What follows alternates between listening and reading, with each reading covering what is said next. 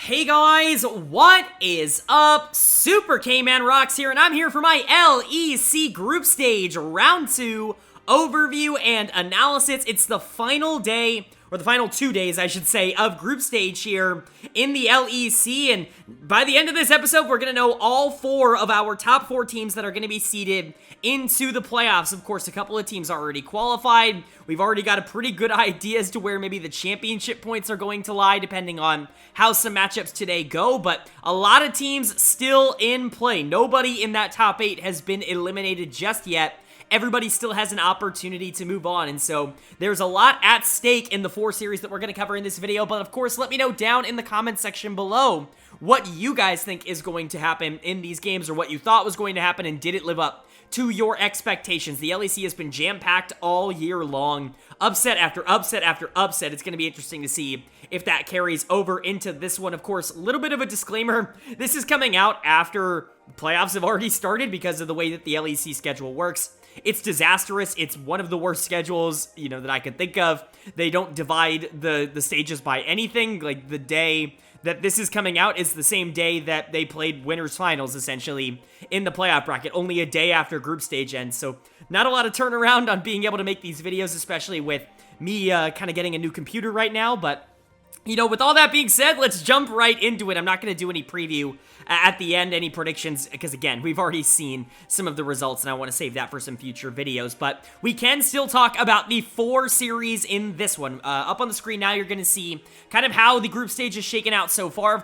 Of course, you'll see from Group A, Team Vitality has already qualified, and from Group B, Team BDS has already qualified. Those are the 2 teams that are going to be moving on to play in that winners finals matchup, but everybody else is still in play. Both of the teams that lost in the first round, and then the team that lost in the second round in the previous, in the previous week. And so a lot of interesting matchups here today. I want to know what you guys thought was going to happen in these groups, but we're going to be going group by group instead of the order that they actually happen. We're not going to be doing both of the first round series and then both of the final series. We're going to be starting with Group A and then moving into Group B. So let's kick it off with Group A, and that means we get to kick it off with our first team in the group stage getting eliminated here. Is it going to be the number 6 seeded Fnatic, or is it going to be the number 8 seeded Mad Lions? Well, the winner was Mad Lions. They are able to pick up a win in the best of 3 here, and this gets them ever so closer to getting that MSI spot. Of course, depending on what ends up happening towards the back half of this split, Mad Lions really not in an awful position to be able to acquire that MSI spot, especially with winning here. Of course, if G2 goes on to win the split, Mad's going to be in a really good position to move on, so long as they don't completely bottle it. Of course, it will depend on, how some other teams finish, but this is a really good step in that direction, and quite frankly, this was just a really good series overall from them. This is a team that I have doubted at times throughout this split, but remember, they made the finals last split, and they made the finals for a reason. Niski was awesome in winter. He hasn't necessarily been that guy in spring so far, but I think Chasey has made a lot of really good strides. He was really good in this series. When Elyoya is on, he's a top 1 or 2 jungler in the league, period, end of story.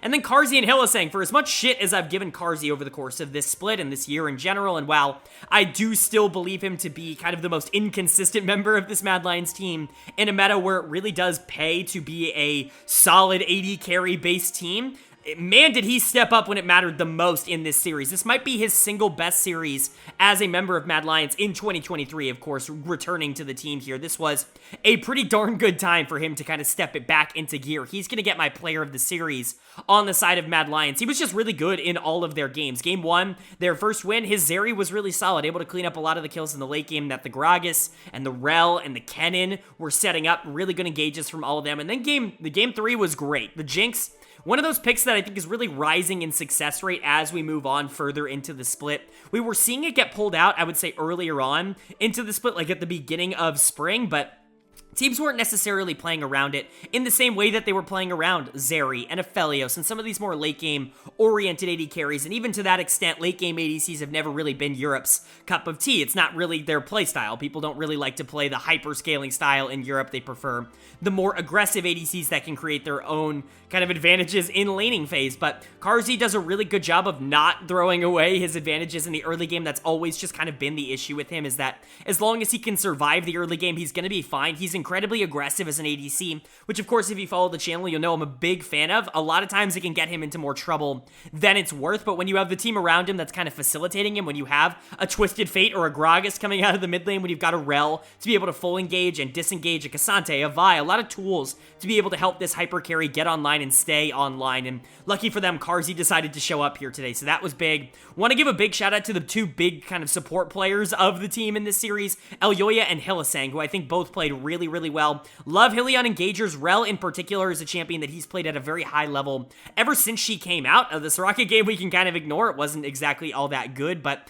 the two Rel games I thought were incredibly solid, and honestly I think Hylissang's been underrated in 2023. It's pretty crazy for me to say that considering the stance that I took on him in 2022. I was calling him one of the worst supports in the entire league last year in summer, and it's because I truly do believe that he was very detrimental to what Fnatic was doing, but that doesn't mean that the player is bad. It just meant that he had some bad games last split. He's not been having nearly as many bad games. I know people associate Mad Lions with a weaker bot lane of sorts, but I don't think that necessarily translates to Hilly. I think a lot of that has been associated with Carzzy, and if Carzzy's going to step up, Hilly's more than good enough to be able to capitalize on that. Like I said earlier, Elyoya playing well is also a massive boon for Mad Lions. He's still one of the best junglers in the region. I know we've had a lot of cool young guns really break out this split. You know, Yike, I think Sheo's had a really good split. Bo has had a really good split. But Elyoya is still one of those guys. We can't forget it just because he was a little bit slower in the regular season. You bring him into a best of 3 or a best of 5, he's probably still going to be one of, if not the most dangerous jungler in Europe right now. Chasey was really good, definitely the better top laner,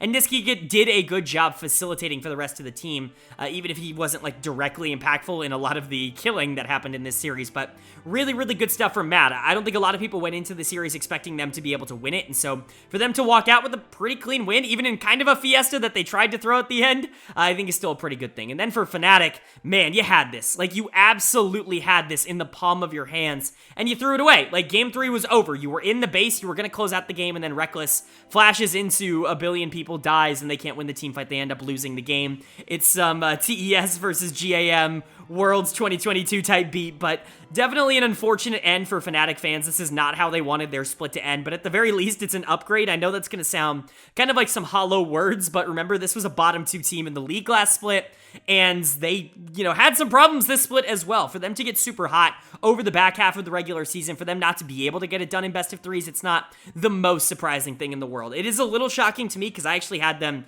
as the second team coming out of this group. I thought Vitality was the best team, and I actually thought Fnatic should have been the second best team, but I'm not particularly surprised. The difference between Fnatic, Mad, and Astralis, I really don't think is all that big, and I think especially when you get a low day out of some of the members of Fnatic, it's just kind of going to happen. My dud of the series is going to go to Oscar Renan in the top lane. He was really good over the second half of the regular season. He was awful, obviously, to start the year, but it really felt like he found his footing, but going up against Chasey, who is just much better at these more isolated matchups than Oscar is, I think was going to be a little bit of a problem for him. He's just going to be very feast or famine, and that can be good. We've seen a player like Adam be super successful, although Fnatic has had their run-ins with players like Adam in the past. It's just about whether or not you're going to be able to expand and capitalize on the advantages that a player like Oscar ends up giving you. He is a positive if you can play through him, but it doesn't feel like this team necessarily wants to give him the resources that he probably needs in order to succeed at that level. Razork and Humanoid are going to get a lot of shit for this series, but I actually think that they were fine.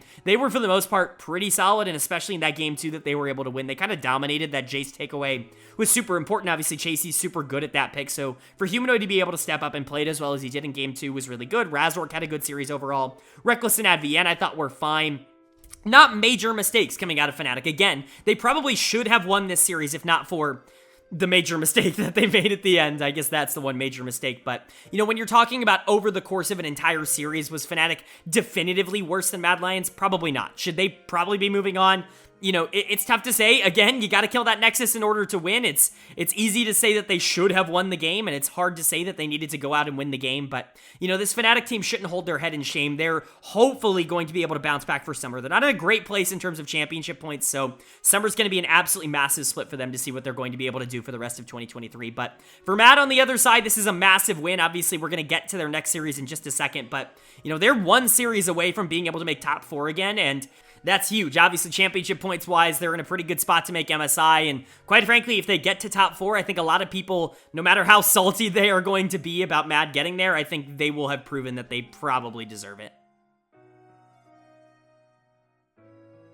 But that's going to bring us into our Group A finals. We know Mad Lions is there. We know Astralis is there because they were the ones who lost to Vitality in that upper bracket. But this is definitely a matchup that I think a lot of people are going to be favoring a team like Astralis in. But Mad Lions has certainly shown that they are scrappy underdogs. So who's going to take it, the number 2 seed or the number 8 seed in this matchup? Well, the winner was Mad Lions. They are able to take the series 2-0, mind you. 2 games that very much went in favor of Mad, and they're able to move on to top 4. Now, this basically, I don't want to say it doesn't guarantee them anything, because obviously 2 of the top 3 teams in the LEC aren't, Mad or G2, and so it doesn't guarantee anything, but it means that if either Mad or G2 ends up winning the finals, we'll get to G2 in a bit to see if they even make it through a group stage. If either of them end up winning, Mad is going to MSI. There is no one who can beat Mad in terms of championship points other than by winning the split, which is obviously totally possible for one of these other teams. Again, 2 of the confirmed top 3 teams are not Mad or G2, and so Mad still got to get their working shoes on, but for them to be able to make top 4 both splits in a row, it's massive. They're going to be one of, at the very best, 2 teams to be able to do that, because only one of G2, Koi, and SK can make it out of Group B, and so at the very least, they are going to be one of 2 teams to make it top 4 both splits in a row. And I think it's time we put some respect on their name. I know they're not the flashiest team in the world. I certainly know they're not the most consistent, but what this team does is win best ofs. It's what they've been good at all year long. Carzzy with another really good series. I know a lot of people are going to say, ban Jinx, ban Jinx, ban Jinx, but it's literally the same exact people that not 3 weeks ago at the end of the regular season were saying Jinx is such a troll pick. Who would ever pick her in a meta with Zeri and Aphelios? Like, the flip-floppy nature of League fans is driving me up the wall, but I think Carzzy shows why a champion like Jinx can be so effective, because it doesn't really have to sacrifice everything in the early game like a champion like Zeri does to carry in the late game. Yes, the mobility and the playmaking aggression isn't necessarily at that same level, but if you have players and champions that can set you up, you're going to be an absolute monster, and Jinx was a monster in this series. Carzzy, player of the series in both of the series that end up getting Mad Lions top 4. Pretty good look for him. And then Hilly was good again in this series. Love the Rakan in particular in Game 2.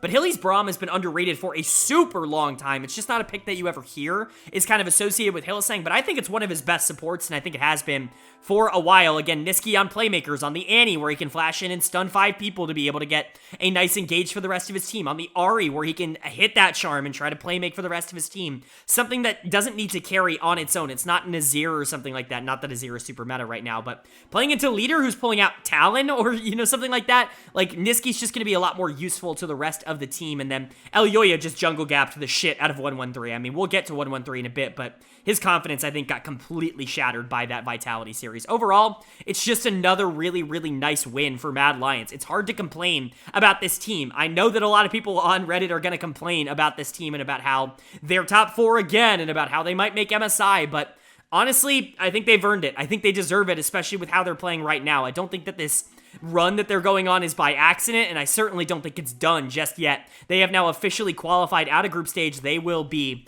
in the playoffs. And then for Astralis on the other side, second place in the regular season is not enough to be able to get out of groups. You end up losing to a really good Vitality team, and it really does feel like that series kind of shattered a lot of the confidence that this team had going into it, especially 113 in the jungle. He's going to get dud of the series.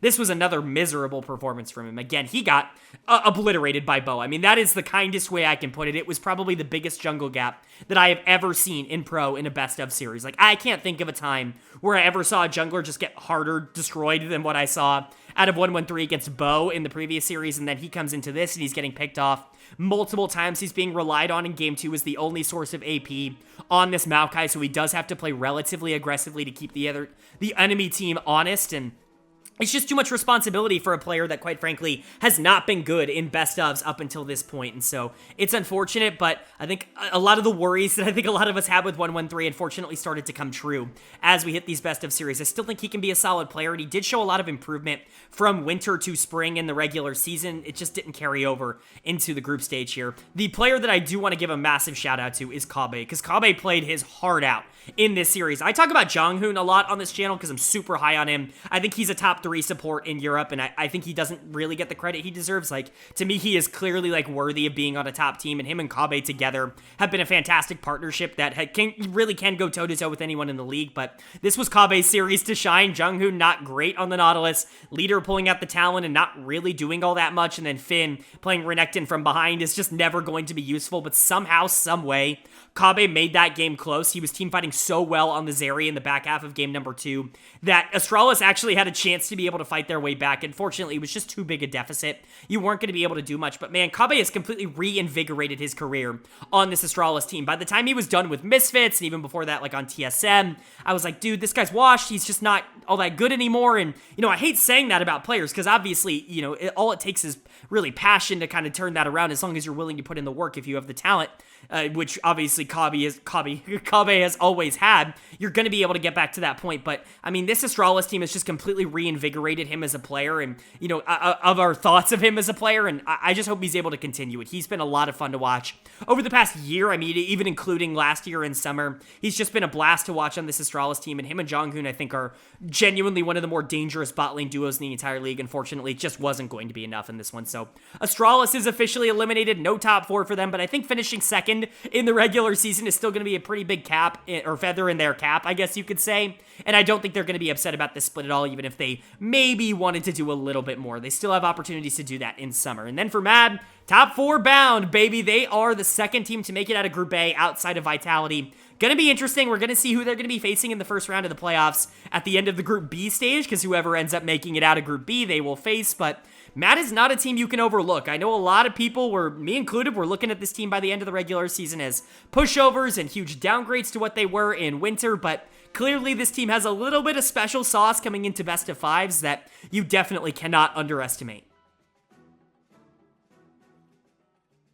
But now that we've seen all of the Group A matchups, it's time to move on to Group B. Who's going to be joining Mad Lions inside the playoffs and getting that 4th and final spot in top 4? Well, we got to get there by going through the first matchup first. The 2 losers from the first round of round number 1. A very weird way to word it, but I guess that's what we're going with.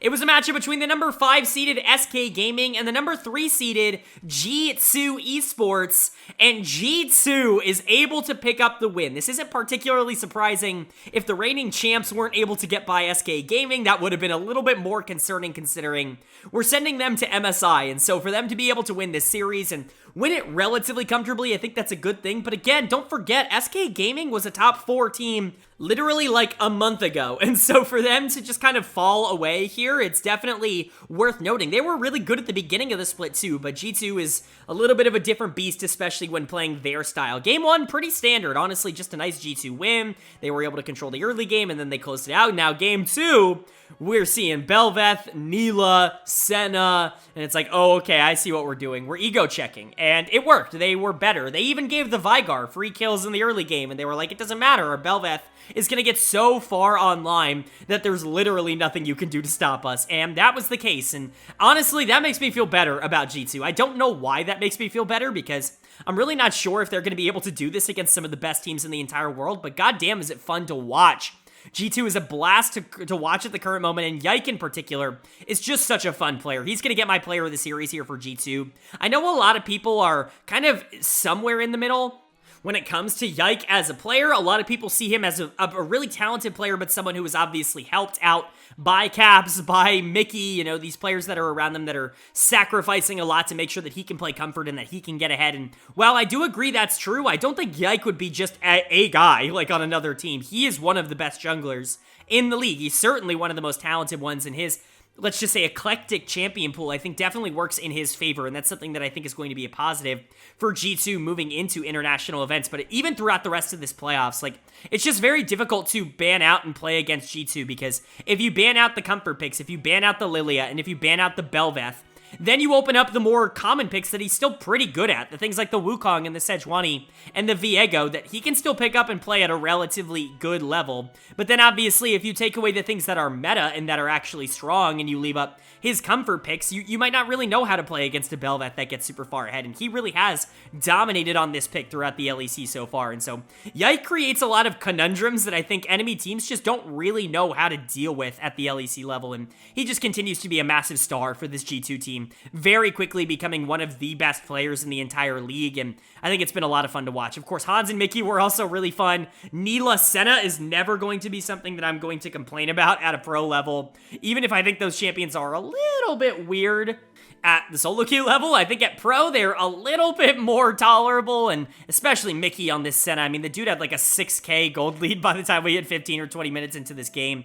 Something absolutely ludicrous like that, and that's just insane, right? Senna can create so many opportunities, and honestly, I do kind of wonder why this champion fell out of meta completely, because while I do understand she's not nearly as strong as she was last year as an option and as a threat in the bot lane, I still think she creates some interesting dynamics against these more hyper-scaling lanes, especially early on, because she can really do a lot in the early game, and she scales incredibly well. She's good into something like Aphelios, at least generally speaking, whether you want to play her as the AD carry, whether you want to play her as the support. I think she can function at both. I'm not necessarily saying she's like busted at both or that she needs to be super high on your radar, but I'm surprised that no one's taken a shot at playing Senna at least a little bit more often. But Mickey pulls her out in this one and looks great. Hans capitalizes on that as well. It's kind of crazy that we're talking about game number 2 and we're really only talking about the Bel'Veth and the Senna when Neela is like the third most interesting pick on your team in this meta. That's kind of insane, and that's just going to show where G2 is at. Again, a really, really fun game from them. But Caps and Broken Blade were also really good. BB just had way more pressure on the map than anything Irrelevant was doing. And Caps did a good job to just team fight. Like that's what his job was. He was Silas and he was Cassio. He needed to make sure that his jungle was in a good position, and as the Cassio, he needed to make sure that Bel'Veth could do everything that she wanted to do, and he did his job. Again, taking more of a backseat role in order to enable his jungler. That's why G2 is so good, because they can have a player like Caps who can basically do it all. But, you know, very, very good series for them, and they now move on. As for SK, your split is over, and certainly not the same kind of success that you found in the winter. I think that some of the questions and concerns have definitely been raised about this team after this split. They really weren't good at all in the best of series. They got obliterated by BDS, which obviously doesn't look all that bad nowadays, but, you know, for them to lose to BDS and G2, I think you're probably going to take that at least okay. And then in the regular season, you really weren't all that bad. I think Marcoon is still a really solid player. He didn't have a great series. He definitely was out-jungled by Yike, especially in that game number 2, but I still think he's probably your most active player on this team. But the solo lanes have been a little bit of a problem, I would say, over the course of spring. Irrelevant's had some good games, but, you know, this was a really bad series for him. He's going to get my dud of the series on the side of SK.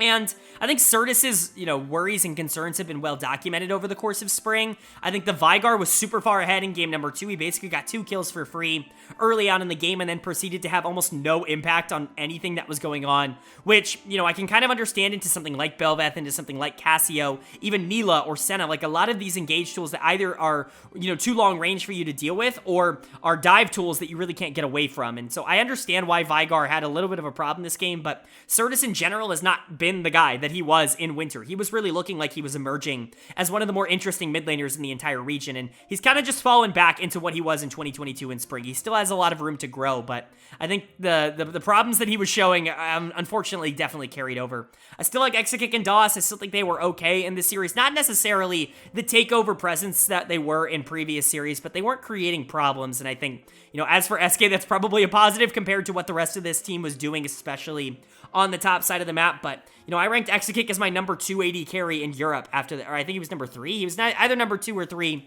going into spring split, because I really was that impressed with him, and I, you know, jumped DOS up a lot of standings as well. I don't think they necessarily performed up to that in spring. I think I was probably a little bit too quick on the trigger when it came to kind of promoting them as some of the better players in their roles, but obviously they still have the upside to be that. If they can get back on track, if Exakick in particular can be the best AD carry, kind of like he was in winter, this team is still going to be incredibly dangerous. I just think that maybe the floor for this team is a little bit lower than I was giving them credit for, and their split is now over because of it. But G2 moving on, and they've got a rematch waiting ahead of them to see who ends up getting out of this Group B, but whoever ends up getting out, the other team is definitely going to be disappointed. And that's going to bring us to our final series here of the video, and our final series of Group B, and it's a good one. It's probably the most interesting series on paper. We've already seen these two teams go head-to-head in that round 1 video, but this is definitely bigger stakes. Is the result going to be the same? Is G2 going to carry their momentum from this win? Or is Koi going to be able to show that their first time beating G2 was not a fluke? Well, the winner and moving on to top 4 was G2 Esports. They are able to take down Koi. They're able to cement their place into top 4, and they're able to become the only team other than Mad Lions to make both top 4s across both splits. Really good stuff for G2 here. Really, really good series overall. Of course, game 1 going in favor of Koi. This was a really good game for Koi, and we'll get to what they did right. Shigenda was really good in this series. The Kennen in game 1 was a blast to watch. And Larson was really good on the Victor as well, but really we started to get into things in games 2 and 3 where G2 just started to pull away further and further and further. And while game 3 was close, it certainly wasn't a blowout quite like game 2 was. G2 definitely had control of this series, and I think a lot of the things that we were talking about as positives for G2 in the previous series definitely carried themselves over into this one. My player of the series is going to go to Mickey X in the support position. The dude was automatic with those hooks. I love Mickey. I think he has completely become the Mickey X of old in 2023. Again, I was very critical of his performances, especially on Excel in 2022. I thought he was getting a lot of praise for things that I just didn't think were his, and I think a lot of their losses were attributed to him being ridiculously out of position and just kind of not necessarily understanding tempo of the game. It just feels like G2 fixes him. Him and G2 are such a great pairing, and obviously they work together so well. Getting to play with an AD carry that he's played with, before in the past in Hansama on Misfits, getting to play with Caps again, bringing in a stud jungler like Yike.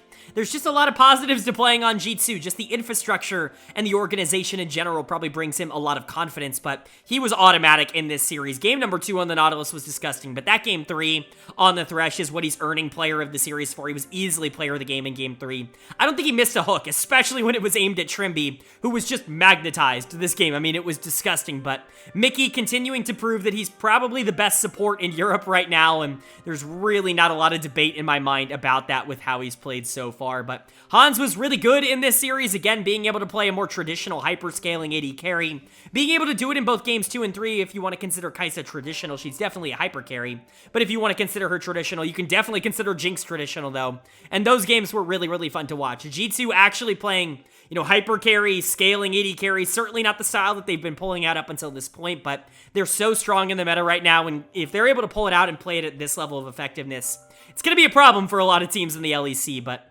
Yike, still good on the Bel'Veth, not a lot of complaints there. Broken Blade I thought was solid this series, although I do think Shigenda also played really well. We'll get into that. Caps, not so much. Certainly some plays where he was like completely running it down for G2. Ironically enough, he was probably the worst performing member of the team in this series, but it certainly wasn't bad enough to be able to throw it away. The Tristana game in game 1 was awful, but, he was able to make up for it by playing Sejuani mid in game 2 and, just having fun with it. And so, overall, G2, super strong team, absolutely deserves top 4. If they weren't going to be able to make top 4, that honestly would have been a little bit more of an upset. I know they were knocked off by Koi earlier on in the group stage, but this seemed like, kind of what we were all expecting to see out of G2. As for Koi, it sucks that your split ends here, but this is the problem with completely sandbagging the regular season. I know a lot of people said, well, why care about regular season when you can just win through groups as long as you get top 8? And that is, to an extent, true, but you certainly don't want to be in a position where it's either you or G2 getting out of the group. And unfortunately, that's where Koi found themselves, and a lot of their bad habits came out in this series. I think you could blame a lot of people who I'm not going to blame as Shigenda on the top side.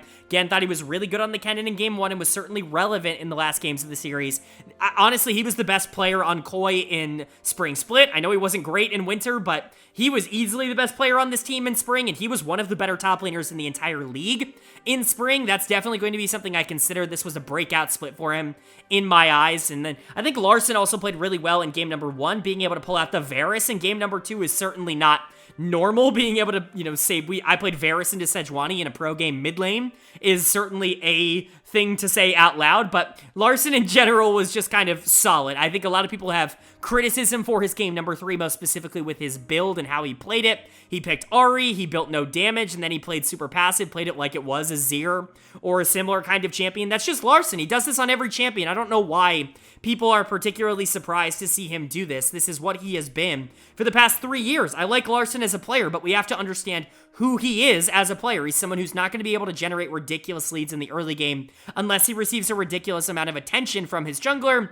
but he's going to be ridiculously consistent on these teamfight carries towards the back half of games. He's not going to dive in and try to make these crazy game-winning plays, but as Victor, or can you rely on him to consistently deal a lot of damage with everything in his kit towards the back half? Absolutely, and that's what he did in game number 1. It's about playing to your team's strengths, and I don't think the Ahri played to Larsen's strengths, but it was everybody else on the team that I think kind of disappointed. My dud of the series is going to go to Trimby in the support position. Again, he was magnetized in Game 3. This is the worst split of his career. I don't even think it's really all that debatable. He was good in Winter, and I thought he was especially good once we got to the group stage in Winter, where I thought he was maybe the best support in the region by the time we hit group stage in Winter. But in Spring, like, you could make a real case he's been, like, the least valuable player to his team of anybody in the league. I know you can make the same case for, like, Xerxes on Excel, and I know a lot of people would want to do that, but Trimby is certainly right up there with basically anybody. It's not been a very good split for him. It's been his worst as a pro. And hopefully you're just going to chalk that up to small sample size and just not being informed, but Comp hasn't been particularly good either. He's certainly not winning lane. I know he's not had the best of support play, but you still got to be able to go out there and play the game and try to be able to carry towards the back half, and Comp really hasn't been putting in a ton of effort. And while Malrang is probably the only early game player on this entire Koi team, everybody else just wanting to scale into the late game, sometimes it's, goes a little bit too far forward. He gets caught out in the early game basically for no reason and throws away his game. We all know how Malrang is playing from behind, and so a lot of problems that I think Koi has to fix. I certainly don't think they're nearly as complete of a team as a lot of people like to claim they are. I still think they have a ridiculous amount of talent, and I would probably bet on them to be able to figure it out more so than, maybe some of the other teams that are struggling right now, like SK that we just talked about. But to pretend like Koi is just a situation where they ran into G2 and they weren't able to get over the hump, like, this is a team that probably didn't deserve top 4 with how they played throughout 2023 Spring Split. Now, hopefully they can turn that around, but right now I've still got some major problems with them. And then for G2 on the other side, again, saying G2 in top 4, it's not like it's particularly surprising, but the road to get here was certainly more complicated than it needed to be. Glad to see that the right team ended up coming out on top for the most part, and I think G2 is definitely still a favorite in a lot of people's eyes to take home that trophy in Spring.